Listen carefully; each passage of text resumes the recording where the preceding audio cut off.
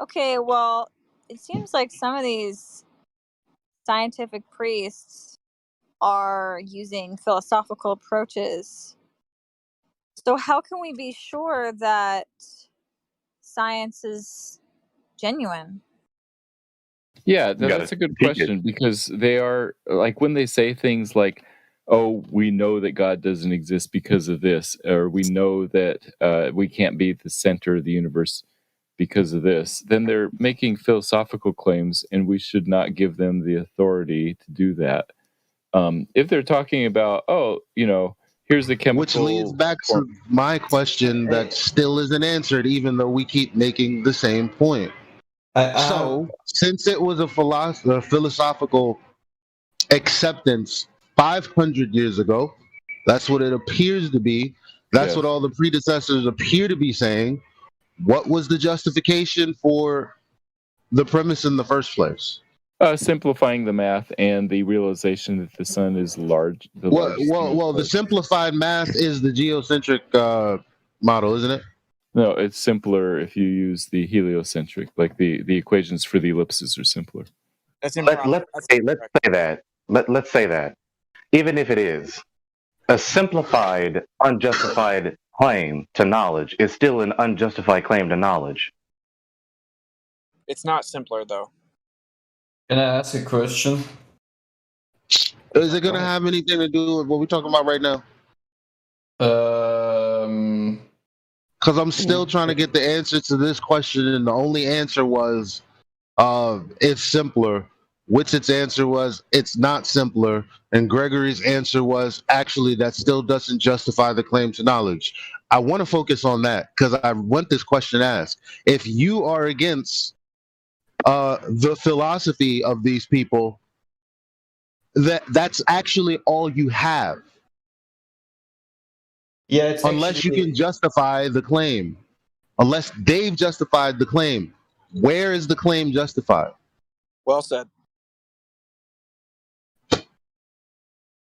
Which claim? The claim that it's simpler to calculate? Oh my God. Matthew, his question is, if you are so opposed to their fundamental philosophy, then you have now turned around and only had their philosophy to stand on, though. Unjustifiably. I'm opposed to parts of their philosophy, yeah, but not all of it. The fundamental. Okay. Here's let's use an example. How about the motion of the universe that is predicated on the belief in the Big Bang? How about that one, Matthew? I don't know that there's any motion that's predicated on that. Like, there's the expansion. They said that the universe. They said that the universe exploded, and that's why we know that everything's going at a certain speed. Matthew, keep up, please. Listen to what gospel said to you. Right. Are you telling me that the rate of speed of all of the galaxies that they claim, like for instance the sun going 1.2 million miles an hour, and all the speed of the Milky Way has its own speed in the order of, I don't know, billions of miles an hour, whatever the different numbers are that they say, they're all exponentially larger the higher orders you go, but all of that is predicated on the Big Bang. Yes, it's an expansion. I would have used the word expansion. I see what you're saying by speed now. So the expansion of the universe has different rates, or a rate. But yes, predicated on the Big Bang. Right. Or the creation event, I would call it. Okay, so Matthew, the question. But here, hold on. That event was either what they say it was, or something else, or what the book says, which the book says the event happened and it was complete. Can I ask my question real quick? It's regarding this topic. Well, he hasn't even responded to what I just said, though. Yes. Yeah. Wait. Creation one question at a time. Yeah. But creation is complete, but that doesn't mean it's static. I mean, if you plant a tree, that doesn't mean, and you're done planting the tree, doesn't mean the tree's static. It's going to No, grow. Matthew, you lost the question. Thus the heavens and the earth were completed in all their vast array. You think that they can't be still expanding, even though they're complete and expanding? I think there's nothing contradictory about those.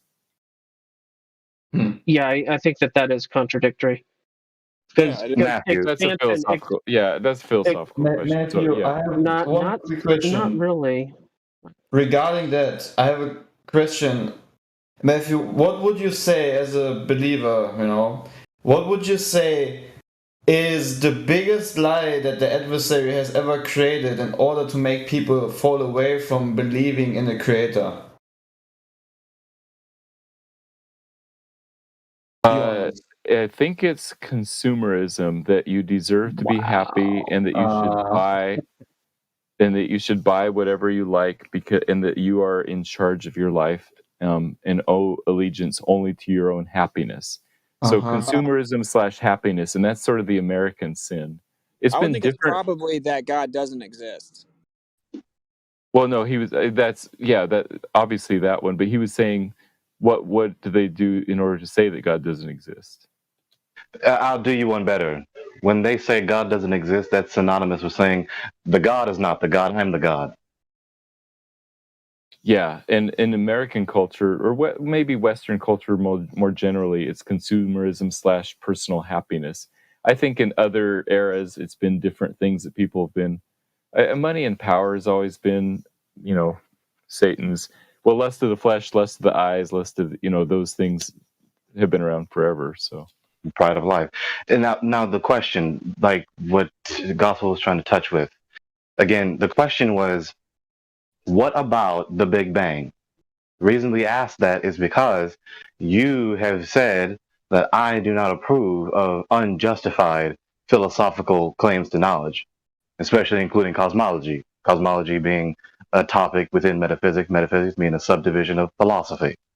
So, what about the Big Bang? Is that the Big Bang Theory, the primeval atom, before it was nicknamed the Big Bang Theory? Is this an unjustified cosmological claim to knowledge?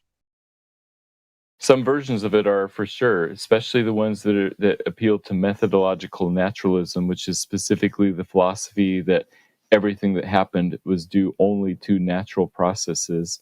But the Big Bang itself must have had a cause, and in fact, it includes all of these cosmological constants that are finely tuned, and that's a major problem for cosmologists who are not theists right now. They're like, wait, how did it come to be that everything is so finely balanced to allow for the Earth to exist? And so, Yes, but I'm sorry. Go ahead. so yes, the Big Bang said that way, I completely disagree with. I think there's ample evidence for design. Now, that doesn't mean that God couldn't. I mean, I'm not going to say how God did do the creation. Maybe He did start, with something that looked like a Big Bang. He's powerful enough to do that. I'm not going to limit God and limit how He chose to do things. Matthew, it's not about limiting the creator. It is about understanding the first page of his book, which tells you exactly how he made it. Okay? I don't understand how you can interpret a Big Bang into this, especially how they... The Big Bang is what limits God. That's the irony of what you just said. God must fit within the confinement of the heliocentric paradigm. Thus, he had to do a Big Bang. That's exactly what I was just going to touch with what you just said. Why even evoke the notion of Big Bang, quote unquote, and whatever is meant by Big Bang? You say, yeah. What the focus of my question was the ACP, the academic concept paradigm, cosmological cosmogony, right? Supposedly a primeval atom in the midst of nothing, with everything in it, including space. That's what I'm referring to. Now, is there justification to that, Matthew? Yeah, I think that there's scientific evidence for that, and I think that it fits well with the Genesis account. I think there's ways of putting them You're together. gonna have to. Yeah, but you would have to appeal to only 100 years ago. You would have nowhere else to appeal to for this idea because it was built on by Hubble and Lamont. Well, yeah, this is true. What Elijah just said, but don't jump the gun. This is why I try to go through the process. Matthew, what is the evidence for the primeval atom, aka Big Bang? The expansion of the universe, the cosmic microwave background radiation. But you don't But believe in Matthew, that. How can't could you you say show it? there's What evidence do you for mean I don't that? If believe in you it? don't, No, CMB I, is antithetical to the expansion of the universe, though. There isn't evidence for the expansion of the universe, though, because the expansion would have to be much faster, though. So your yeah, appeal we to the don't have it expansion figured rate out. in CMB does not work. So that's not evidence for the primeval atom. Therefore, the primeval atom Big Bang is unjustified.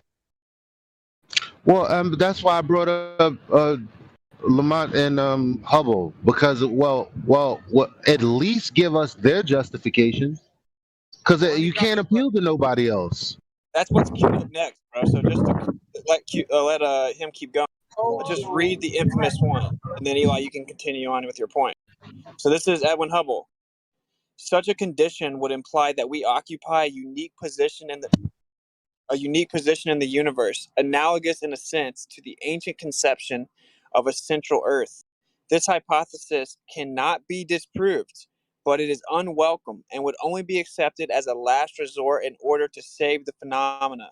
Therefore, we disregard this possibility. The unwelcome position of a favored location must be avoided at all costs. Such a favored position is intolerable. Therefore, in order to restore homogeneity and to escape the horror of a unique position, must be compensated by spatial curvature. There seems to be no other escape. Edwin Hubble. Yeah, so he's making a philosophical claim, which in my view is unjustified, that we cannot, Okay. that we should not say that we're the center of the universe because we cannot.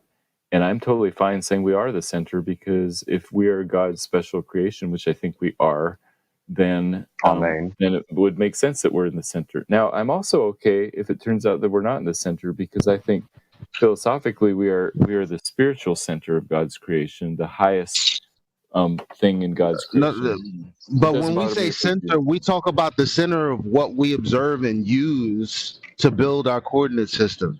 And then there are people who say, well, you can look at it as the sun, as if you were standing on the sun, then you could use the sky exactly the same. Obviously, nobody can justify that. What we do use is the sky on Earth, though. All right. So when Hubble, it's called Hubble's law, also known as the Hubble-Lemaitre law or the Lemaitre law, is the observation in physical cosmology that which galaxies are birthed by him as well, because before that we just had one, okay, are moving away from the Earth at speeds proportional to their distance. In other words, the farther they are, the faster they are moving away from Earth. So Before we what move, is oh, to sorry. justify that, especially in the face of the Big Bang and the cosmic background, radiation, and everything else? The sub question to the initial question is why the notion of a Big Bang, of an explosion, as the beginning of the cosmogony of the cosmos in the first place? Justify that notion as the beginning moment of the history of the universe. Yeah, so if there is an expansion going on and they looked and assume, based on some assumptions, I recognize their assumptions and all that. Hubble said, okay, everything's moving away. And then if you just wind that backwards, it looks like everything started from a single point. And I would say, oh, well, I'm okay calling that single point. That's the creation event that God did. And in fact, for many hundreds of years, it was the atheists who said the universe is a static whole thing. And that was their way around the idea of there being a creation. And so the idea of the Big Bang was actually first posited by a Catholic priest, I think he was. All right. That whole logic sequence depends on the first premise being justified, but the first premise is false. Therefore, the concluding premise in this entire logic sequence is false. Hey, Matthew, stars bigger than the Earth or smaller than the Earth?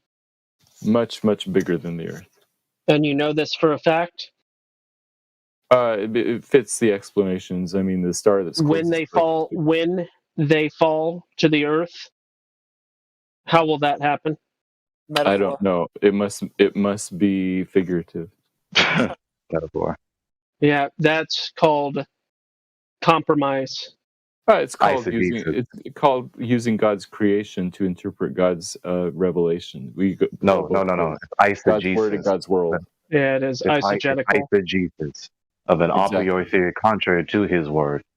Yeah, it's called using man's word. Yeah, it's sad, man. Yeah, which we do all the time, right? I would also like you, Matthew, to also tell us which appears bigger to you, the Earth or the stars? The Earth appears much bigger. Okay, so that's our starting axiom. Yes, but I think the law of perspective is reasonable. So what? Hold on. So what informs you that the stars are bigger? Because you said the explanation seemed to line up with what you already believe. Right? So supposedly you have coherency. Where's the correspondency in the empirical data to substantiate the notion, to justify it?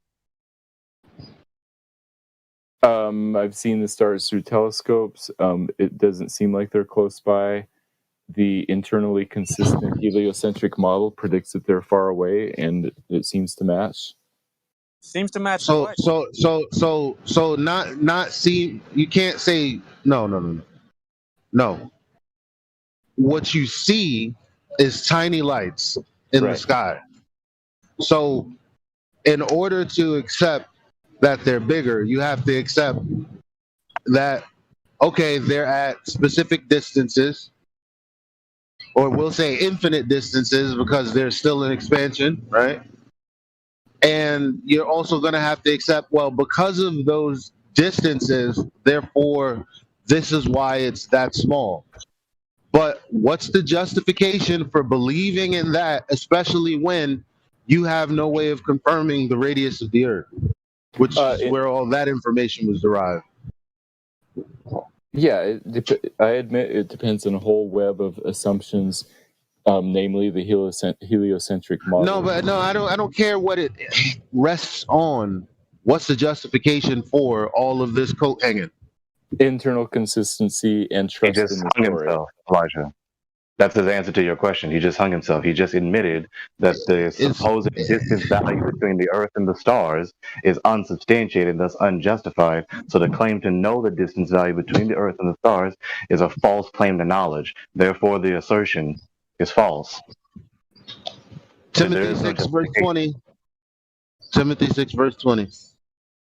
I would like to point out that so in the geocentric model, of course, the stars are not going to be bigger than the Earth, just as is observed, and the medium would be much more dense and they would be much more local. The only reason that you have to claim that space is a vacuum is because they looked up and said, okay, we're going to pretend the Earth is one of those dots out there, and that we're spinning and revolving. Therefore, since those stars never change, they have to be incredibly far away. In order for them to be incredibly far away, then we have to also assume that there is basically nothing in between us and them. That's the only way we could see them. And that is literally how you got your entire paradigm, is presuppositions built upon one another. Yeah, So one unjustified assertion after another. Yeah, and another thing is, if these are huge stars that are creating light, why is the light not from the distance that it's coming from expanding bigger and bigger? So you would have a full sky just even at night that is that's just called light. Olber's paradox. What's it called? Every light expands. That's called Olber's paradox. Wow. That's the assumption if there was an infinite number of stars, but there aren't. How do you know? Because I'm pretty sure in the scriptures, which you claim to believe in, they're told, he says, look up and count the stars. If you can, you can't. We don't know how many there are. You don't know. The number of the stars, if there's a number, that means it's finite. But we don't know. You see how you just did it Yeah, we again, don't know. Matthew?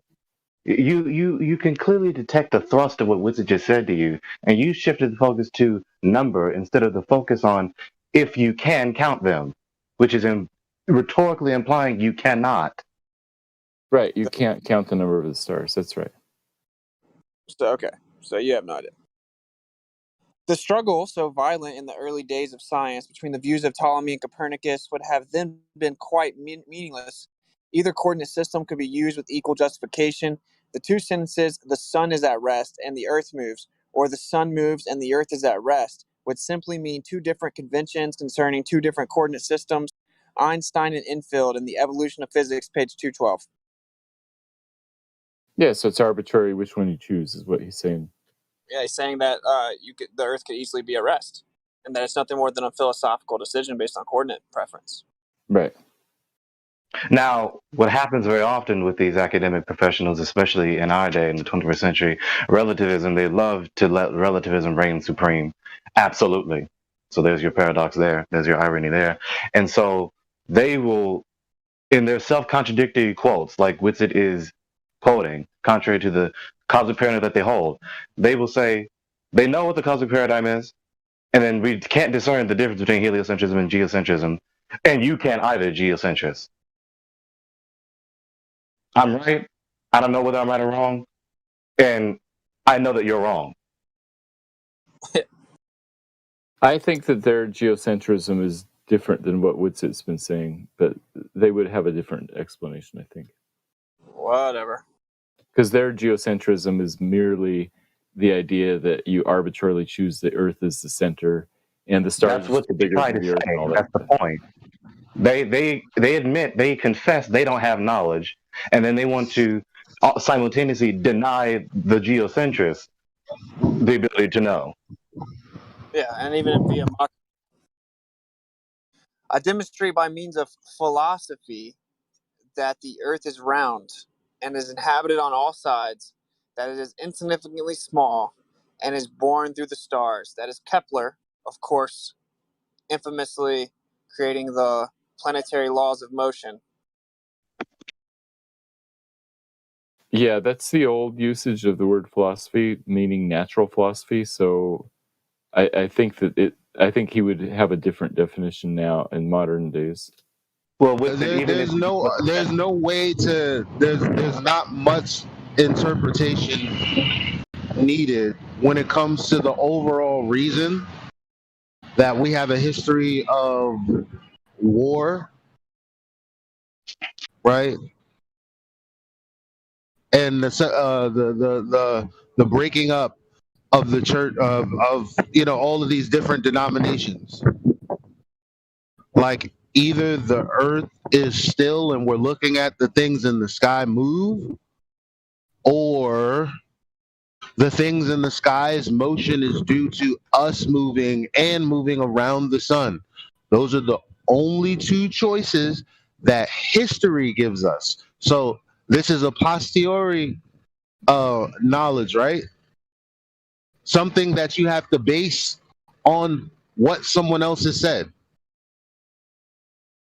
and Right? Matthew, even if you do go with natural philosophy in that quote, it's still a confession that there's no justification. He literally says that he demonstrated it. There is a justification. Okay. Demonstration by means of what? By means of an a priori theory to interpret the data, which is contrary to the posteriori data that we have, the Earth not moving and the Earth being a level plane, not a sphere. Yeah, and if you want to get specific in the context of the quote, he's saying, that the fundamental axiom or the fundamental foundation of the philosophy is that the Earth has to be insignificant because that would be arrogant to think otherwise. So, based on the assumption that the Earth is insignificant philosophically, because he considers that to be more logical, as stupid as that is, then he, by way of that deduction, has demonstrated that the Earth must be round, inhabiting all sides, insignificantly small, and shooting through the stars. See, I don't equate insignificantly physically small with unimportant in God's eyes. So I am insignificantly way smaller than Mount Everest, but I think that I'm more important to God than Mount That's Everest a complete is. non sequitur to the point that I pointed out objectively in the context of this quote. He is explaining that the philosophical driving force behind this comment and his quote unquote demonstration is that the Earth is significant. Physically insignificant, right? Nevertheless, The- again, it's a philosophical presupposition. You're equivocating the words significant and important to mean teleologically meaningful or purposeful versus relatively smaller in size. Yeah, which do you think he meant in Kepler's quote? What do you think he meant? Well, he meant both. How do you know he meant Right, both instead of just insignificantly You can read the small. context. I actually did it. That's where I got the quote. Right, insignificantly small meaning smaller in size. It has nothing to do with teleology. But when he says the word, see, this is where we got to do some interpretation. Insignificantly small or unimportant. Okay, in the context of the quote, in the context of the quote with this word, what does he mean? Is he meaning smaller in size or unimportant teleologically? smaller in size. It means both. So, okay, here's the one I really want you to listen to, Matthew. This is Edwin Hubble. If the redshifts are a Doppler shift, the observations as they stand lead to the anomaly of a closed universe, curiously small and dense, and may it be added, suspiciously young. Edwin Hubble, Monthly Notices of the Royal Astronomical Society, 17506, 1937. Do you know what he meant by how young he meant? Yeah, just like, yeah, significantly small, a few thousand years. Young as opposed to the expansion happening over 14 billion. tens of billions of years. Yeah, Are you 14 serious? billion. Yeah. No, he was like talking in the context of when people thought it was eternal, basically. No, he's talking in the sense of wait a minute, if we believe in the Big Bang, because he preceded that, and his teachers would have been at least 10 years, 15 years before him, Edwin and Lamont, right? And then Einstein on top of that. Then he's saying, wow, finding this is quite curious since what I'm looking at is supposed to have been happened billions of years ago, but it doesn't appear that way. It's what he's saying. What I'm saying is that I think that he would have described 1 billion years old as suspiciously young. You need to listen carefully here, okay? So he said if the redshifts are a Doppler shift, you do understand that that's what redshift is. Like in the Right. real world, redshift is an example of the Doppler effect. Yes, with light, yes. Okay, so if when we look out in the sky, if the redshift observed is Doppler effect, which is literally what redshift is in reality, then Right. that would mean that there is a closed universe, small and dense and young. Okay, you want to hyperfixate on the end with all kinds of ambiguity. No. He's explaining that we're in a very dense medium and that everything is much closer and that it is a closed quote unquote universe. Yeah, I just am wondering what specifically he meant by small, dense, and young. He means that the medium of space is small relative to the other paradigm of incredibly big, and dense as opposed to nothing. Okay, and this is if the redshifts are what redshifts are. Again, geocentrism is objectively more viable, and it is the only one that actually is logically consistent and built upon empirical evidence. You have to claim something antithetical to actual evidence, that as opposed to what redshift really is, we're going to claim it's something completely different out in space. So what is in the sky is clearly thousands of times more dense than the air and the stars and everything else are local to the Earth and central to the Earth, because that's what redshifts are, Matthew. Yeah, I think that we don't know what he meant by small, dense, and young, and I suspect that if you told him the universe is 100 light years across and 1 billion years old, he would say, wow, that's really small and really young. But No, Matthew, if why we are looked you into trying that, to shove in just 13 billion years less? Why? no, it couldn't be that old and it couldn't be that far away or that big if the medium is dense at all. Matthew, you don't understand. You just don't understand. If the medium is dense, everything has to be much closer. Much closer. I mean, why are you trying to hold on to this cosmogony that is unfathomably so long with billions of years? Why are you trying to hold on to a cosmogony that is more than the history of the cosmos that is given in the scriptures?